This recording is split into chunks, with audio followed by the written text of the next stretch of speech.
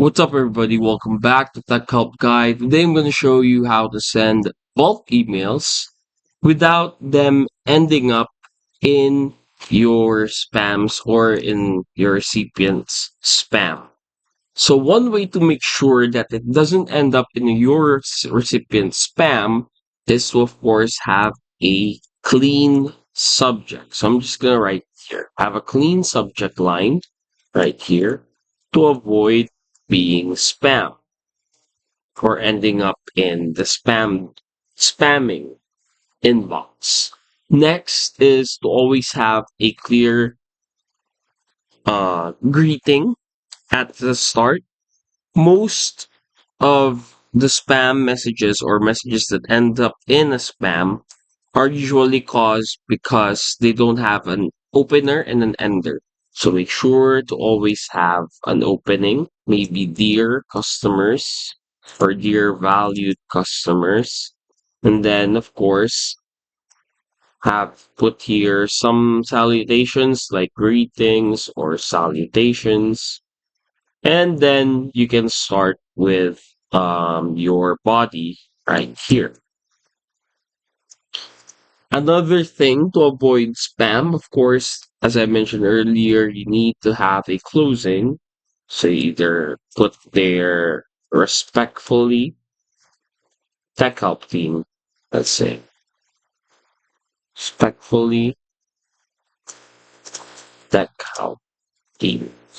And despite of this having multiple recipients or being bulky, this will not be tagged by Gmail or Yahoo Mail or any email that you're using, mainly because it has a clear structure on it. And of course, ensure to avoid using spamming words. So for example, don't use buy, or don't use sale. Try to use synonyms as much as you can in order for you to avoid getting spam. So if we look at an example right here, yes, while this one does have a clear indication of what it is, it's Franchise Asia. Look at the beginning. There is clearly no opening, no ender. It's just clearly an invitation. And from here on, it's flagged already as a spam message. Doesn't have an opening, doesn't have an ending. It just clearly is a way for marketing. Now, another way to do this is by, of course, getting a business email. And one of our top suggested applications is MailChimp.